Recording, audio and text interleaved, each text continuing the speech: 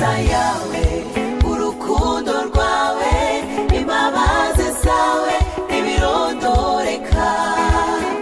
Haleluya, haleluya, haleluya, haleluya. Yesu Kristo nashimye. Ndabasuhuje mu izina rya Yesu Kristo. Abo tubana mu mwanya wa niba turi buri gitondo, nshuti yanjye mwene data, wowe mu Kristo w'itorero Elayono Mountain Church mu Rwanda, aho uri hose, hereza Imana icyubahiro, banza Imana. Gahunda ugiyemo zose muri iki gitondo, banza Imana. Banza Imana mu kazi kawe, banza Imana mu rugendo ugiyemo, banza Imana ku bana bawe, banza Imana.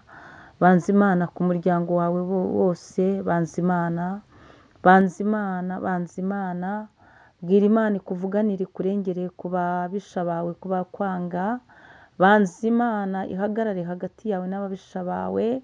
Banza Imana, hamagara Imana muri iki gitondo, yishime uyihereze icyubahiro.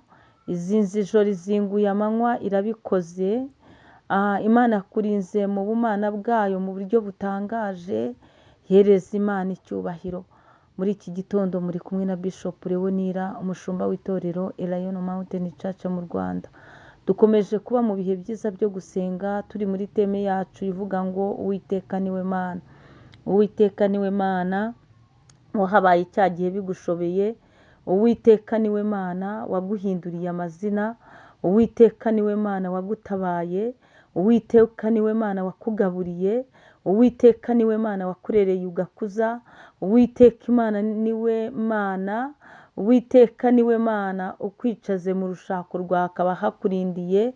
Uwiteka niwe Mana, ni Imana nziza. Uwiteka niwe Mana mu buzima bwawe bwose. Uwiteka niwe Mana. Ndakwinginze ujye wishingikiriza ku Mana, ujye wirata Imana. Ibyo ugeraho byose ujye ushima Imana. Hari ahantu ugirira reyisite, ugirira intsinzi, abandi bahatsindiwe, bahagiriye amayesheke. Ujye umenya rero ngo Uwiteka niwe Mana. Uwiteka niwe Mana ugutambagije ibyo bihugu. Uwiteka niwe Mana. Uwiteka niwe Mana wakwaguye mu buryo bumwe ndetse n'ubundi. Uwiteka niwe Mana. Nakubwiraga ngo ujye wirata Imana, uvuge ngo Uwiteka niwe Mana, niwe wakoze ibi ndimo, niwe wampaye ibi. Uwiteka niwe Mana. Reka nkubwire, ujye wirata Imana, ujye uha Imana icyubahiro, nayo izakubahisha. Imana ishimwe. Uwiteka niwe Mana. Uwiteka niwe Mana kuko ni intwari mu rugamba. Uwiteka niwe Mana. Mu ntambara atahukana intsinzi. Uwiteka niwe Mana. Nakubwiraga ngo Uwiteka niwe Mana. Nyemerera dusome ijambo ry'Imana, igitabo cya Esiteri ibice 9.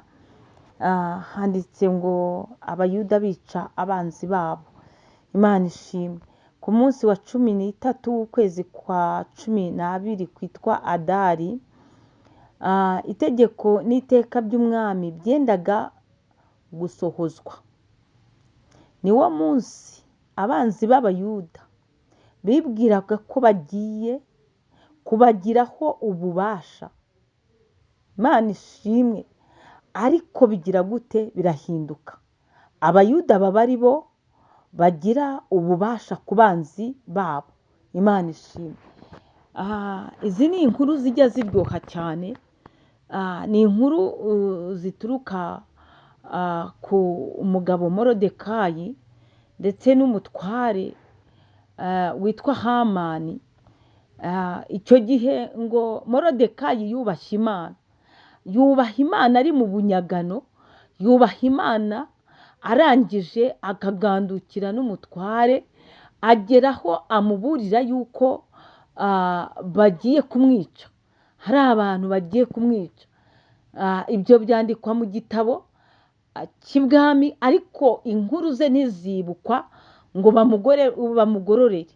Hanyuma rero Hamani nawe akaba ari umutoni ku mwami. Arangije akajya agirira ishyari Morodekayi wibera ku irembo. Ariko kuba ku irembo rya Morodekayi ntacyo byari bitwaye, kuko yari yuzuye umwuka wera w'Imana. yari yuzuye gusenga imana, yari yuzuye kubaha imana. Nagira ngo nkubwire ngo nubwo ucishijwe bugufi, nubwo uciye bugufi bwose, kubaho wubaha imana byonyine, imana izakubahisha, imana izakuzamura. Nuhumure rero wowe, icyo usabwa ni ugukomeza kubaha imana no gukora ibihesha imana icyubahiro no kugira neza. Morodekayi uyu yagize neza, ndetse nta nubwo yagiye kwishyuza, ariko igihe kigeze imana iramwishyuriza, iramwibuka. Hamani rero yaje kumwanga, amwangana n'abayuda bose, yifuza yuko Morodekayi n'abayuda bose b'i Shushani, aho umwami Ahasuwerusi yari ayoboye ibyo bihugu byose, ko abayuda aho bari hose inyoko y'umuyuda bayica bakayitsembaho bagashira. Ariko reka nkubwire, nta muntu ujya upfa mbere yo gupfa. Ntibibaho, iri jambo ryumve neza. Ntawe upfa mbere yo gupfa, nubwo bacukura ibyobo, nubwo batega imitego, nubwo batyaza intwaro zo kukurangiza, ntago wapfa mbere yo gupfa. Bishatse kukubwira iki? Bishatse kukubwira yuko wowe ubwawe uri umugambi w'Imana. Nta muntu wagukura kuri iyi si iby'Imana yateganyije kukugirira, kugusohozaho bitaraba. Ariko ibyo nabyo amasezerano, iyo desite yawe irindwa no kubaha Imana. Imana ishimwe cyane. Nuko rero Morodekayi akomeza kwibera ku irembo ry'ubwami yubaha Imana, ndetse aganduka no mu kazi ke. Ariko igihe kiragera, Hamani aravuga ngo abantu bose bajye bamusenga bamwubararire. Ariko Morodekayi yibuka yuko afite Imana, Imana ishobora byose, Imana ihambaye. Nakubwiraga ngo Uwiteka niwe Mana, Uwiteka niwe Mana yo gusengwa wenyine, Uwiteka niyo Mana yo gushyirwa hejuru, Uwiteka niyo Mana yo gucirirwa bugufi, Uwiteka niyo Mana yo guhindirwa imishyitsi, Uwiteka niyo Mana. Morodekayi arangije aravuga ati ntabwo rwose nzapfukamira umwana w'umuntu. Morodekayi akomeza arasenga. Erega rugamba rurakomera. Hamani aragenda atanga ibiguzi, ngo yaragiye atanga mu kigega cya leta yo kwa Ahasuwerusi, ngo atanga amafaranga menshi cyane. Aratanga, asapotinga bajeti y'igihugu, arayisapotinga, ashyiramo ibimiliyoni n'ibimiliyoni. Arangije nyuma yo gusapotinga, yo gutanga ibyo bifaranga muri bajeti y'igihugu, arasaba, aravuga ngo muri iki gihugu ariko nubwo bimeze gutya, harimo abantu badafite icyo bamariye umwami, badafite n'icyo bamariye igihugu, ngo ahubwo bagomesha abanyagihugu. Hamani asaba abayuda bose aho bari, hashyirwaho iteka n'itegeko, biremezwa, biterwaho kashi, bashyiraho n'itariki yo kubica. Niho uyu murongo tuwuvuze dusomye ngo ku munsi wa 13 w'ukwezi kwa 12 kwitwa Adari, wari umunsi wo kumaraho abayuda. Ni ukuvuga ngo byari byemejwe, byari byanyuze mu bacamanza, byemejwe n'igihugu yuko iyo tariki, yuko uko kwezi abayuda bose b'i Shushani bagomba gupfa. Ariko Uwiteka niwe Mana, Imana ishimwe. Ngo nuko rwose bitegura kubica. Ariko ikintu cyabayemo cyiza, ngo Morodekayi ku irembo akibimenya, nuko atumaho Esiteri. Esiteri ati ndagira nte? Ariko aremera, bigiharamagara. Hari igihe bigusaba yuko nawe ugomba gusenga, ugahagarara mu cyimbo cy'abantu barimo kurengana, ugasenga ugatabaza Imana yo mu ijuru.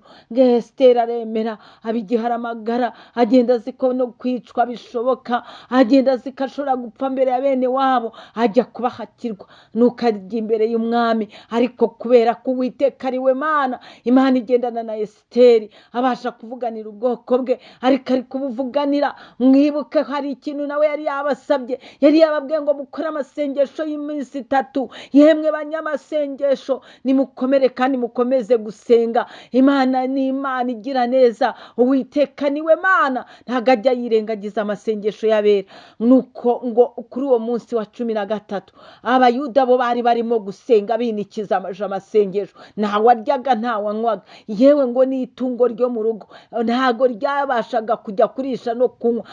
Byose byari bariyirije barangije ngo barasenga ngo ku munsi wa 13 w'ukwezi kwa 12 aribwo abanzi b'abayuda ngo bibwiraga ko bagiye kugira ububasha kuri bo. Anga ariko birahinduka. Imana ishimwe. Imana ihindure imigambi y'ababisha bawe ku buzima bwawe. Imana yihindure mu izina rya Yesu. Muri iki gitondo mbyutse natura impinduka ku buzima bwawe. Imana iguhindurire yewe, iguhindurire amateka. Ibyo bari bacukuye Imana ibisibe mu izina rya Yesu Kristo bihinduke. Iyo mitego wari watezwe Imana yitegure mu izina rya Yesu. Erega nibihinduke. Uburwayi bwari buri kukubyina ku mubyimba, ubwo ngubwo nibihinduka wakira ubuzima buzima mu izina rya Yesu Kristo. Imana nikuburanira abari biteguye yuko bari busoma urubanza ugatsindwa, nibihinduke nawe utsinde mu izina rya Yesu Kristo. Nibihinduka Imana iguhindurira amateka.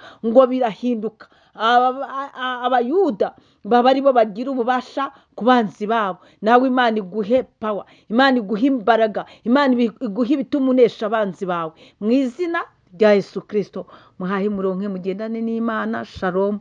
Ndabakunda. ineza yawe